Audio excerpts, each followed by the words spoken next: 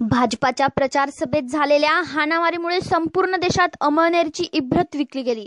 स्मिता वाघांबद्दल अपशब्द काढणारे माजी आमदार डॉक्टर पाटील आणि कायदा हातात घेणारे उदय वाघ यांच्यामुळे अमळनेरची प्रतिमा मलिन झाल्याच्या चर्चा रंगू लागल्या आहेत। याविषयी शहरातील प्रतिष्ठित महिलांच्या प्रतिक्रिया आपण जाणून घेतल्या आहेत। बघूया काय म्हणाल्यात त्या।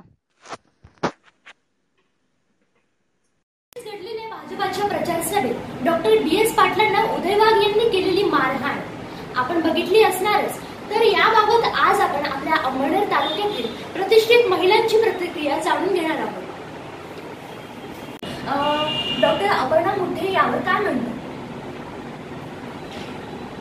जो काही प्रकार घडला तो कुठल्याही सभेमध्ये, जाहीर सभेमध्ये आणि कोणत्याही सभ्य माणसांकडून अपेक्षित नाहीये। खेदजनकच तो प्रकार घडलेला आहे। म्हणजे कुठलाही पक्ष असो का माणसं असो का कोणी असो, हा असा प्रकार आपण जे आता 2019 सालामध्ये वावरतो आहोत आणि सभ्य जगात वावरतो आहोत, अशा वेळेला असं प्रकार होणं खेदजनक आहे, चांगलं योग्य नाही ते।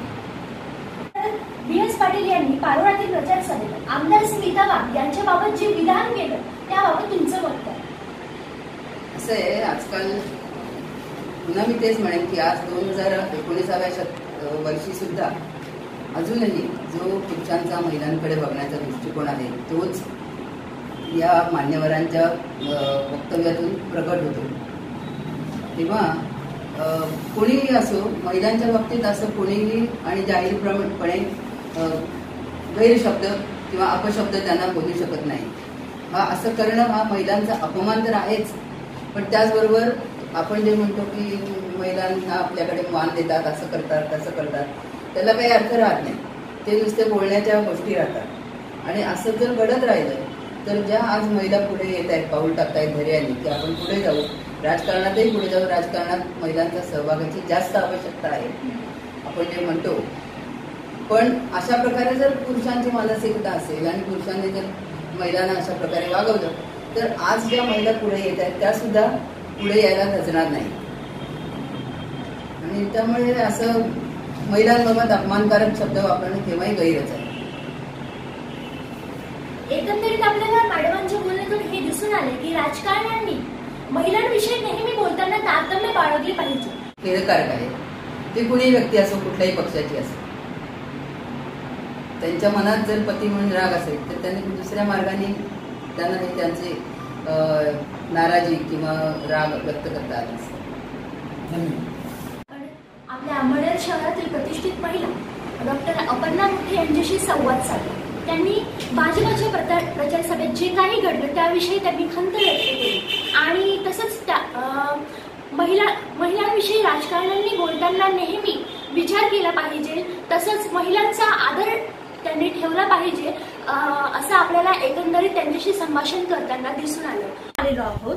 प्राध्यापिका रंजनाताई देशमुख यांच्याकडे, ज्या राष्ट्रवादी प्रदेश सरचिटणीस आहेत। या प्रकरणाबाबत आपण आता त्यांची प्रतिक्रिया जाणून घेणार आहोत। ताई, सर्वात पहिल्यांदा मी निषेध करते BJP पक्षाचा, कारण की त्यांनी AB फॉर्म दिला स्मिताताई वाघ यांना।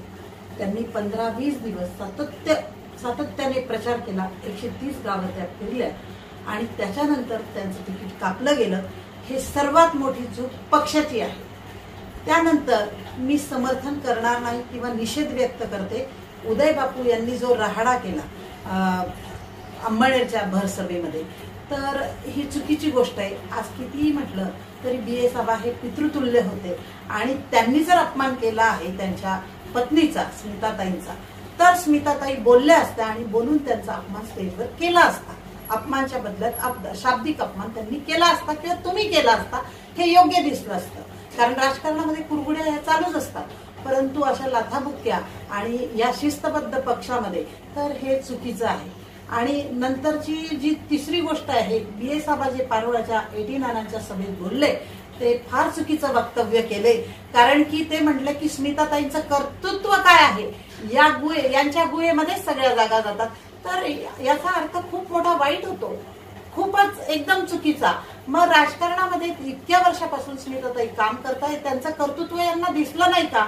एकमेकांच्या कर्तृत्वाने सगळेजण पुढे जात असतात आणि पक्ष हा पुढे जात असतो. तर त्याच्यामुळे त्यांचं जे वक्तव्य होतं ते पण खूप चुकीचं होतं. त्याचा सुद्धा मी निषेध करते आणि त्यांना मी समर्थन करणार नाही. मग ह्या म्हणजे सर्वात पहिल्यांदा पक्षाचं चुकलं, नंतर BA साहेबांचं चुकलं आणि नंतर उदय बापूंचं चुकलं. आणि याचं एका महिलेलाच भोग भोगावे लागतील ना, याचं मला वाईट वाटतं.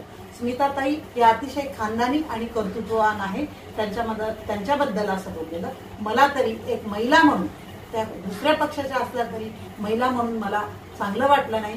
त्यांना तिकीट मिळालं त्यावेळेस आम्हाला सगळ्यांना खूप आनंद वाटला होता की अंबळनेरच्या हाती काहीतरी चांगलं लागणार आहे आणि एका महिलेला तिकीट मिळालं. हा महिलेचा सन्मान असतो, त्याबद्दल आम्हाला आनंदच झाला होता.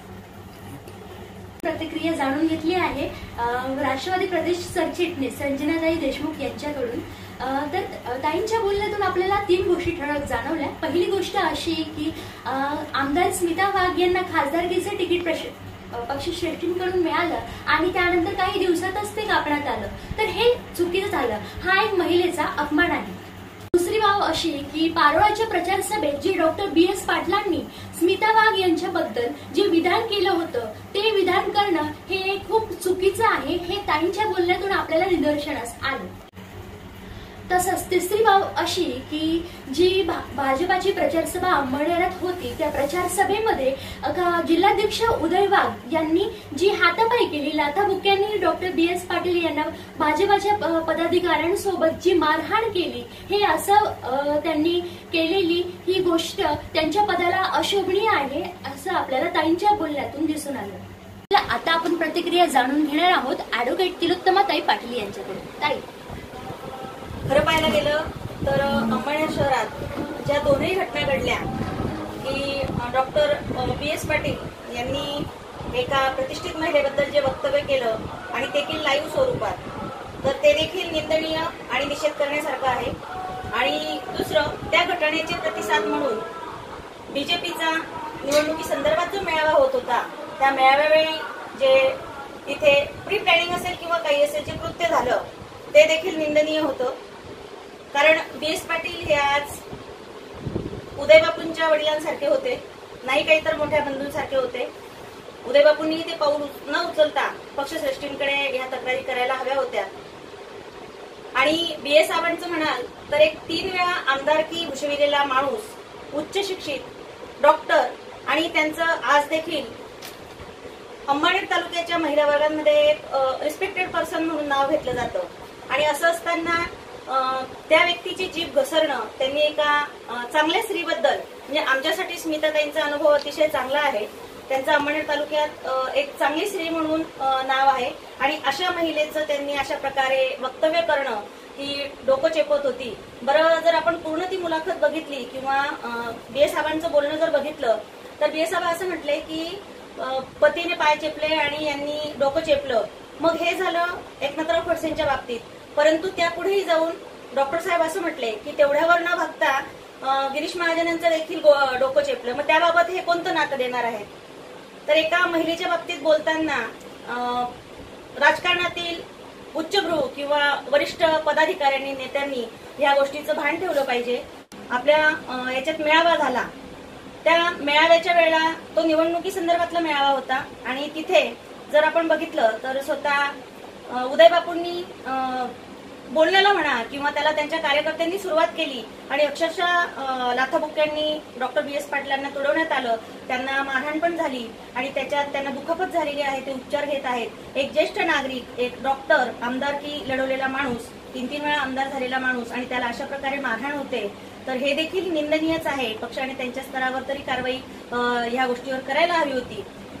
उदय बापूंनी एक त्यांची अर्धांगिनी पत्नी म्हणून जे केलं ते योग्य केलं, परंतु एक पक्षाचे जिल्हाध्यक्ष म्हणून त्यांनी जे केलं ते चुकीचं आहे. आणि याचे पडसाद जनसामान्यांवर, सर्वसामान्य महिलांवर देखील उमटतात. मी तर उदय बापूंना असं सांगेल, उदय बापूंनी असं म्हटलं होतं की माझी अर्धांगिनी आहे आणि तिच्याबद्दल कोणी असं बोलेल तर यापुढे जाऊन मी असं आवाहन करेल की आपली पत्नी आहे म्हणून नाही तर एका स्त्रीचा अवमान होतो, म्हणून अशा वेळी सर्वसामान्य माणूस म्हणून प्रत्येकाने पुढे आलं पाहिजे. परंतु दोन्ही घटना ह्या राजकारणालाच नव्हे तर सर्वसामान्य जनमानसात कायमच असणाऱ्या आहेत हे नक्कीच. आमदार स्मिता वाघ यांना भाजप पक्षाकडून जे तिकीट देण्यात आलं आणि त्यानंतर लागलीच 10 दिवसात ते तिकीट कापण्यात आलं, याबद्दल आपली प्रतिक्रिया काय?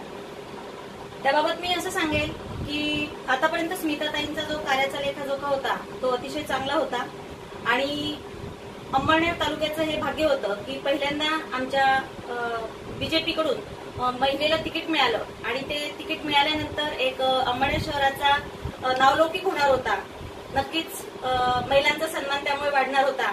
परंतु तिकीट दिल्यानंतर काही दिवसांनी त्यांचे अंतर्गत जे वाद होते त्या वादापोटी पक्षश्रेष्ठींनी काही शहानिशा न करता किंवा 2 लोक इकडून सांगतायत 2 लोक तिकडून सांगतायत यावर विश्वास ठेवून आज एका प्रतिष्ठित महिलेचं तिकीट कापून घेतलं. त्यामुळे भविष्यात ज्या राजकारणात काम करू इच्छिणाऱ्या महिला आहेत त्यांच्यात नक्कीच नाराजगीचं सूर आहे आणि पक्षाला जर हेच करायचं होतं तर पक्षाने त्यांना आधीच तिकीट द्यायला नको होतं. एका चांगल्या महिलेला तिकीट देऊन नंतर ते तिकीट कापणं हे देखील आमच्यासाठी एक लाजिरवाणी गोष्ट आहे असं मला वाटतं. प्रतिक्रियेतून आपल्याला हे निदर्शनास आले की ताईंनी दोघं गोष्टींचं समर्थन केलेलं नाही. भाजपाची पारोळ्यातील सभा तसंच अंमळनेरातील सभा दोघेही गोष्टींचा आणि दोघी घडलेल्या घटनांचा ताईंनी निषेध केला आहे.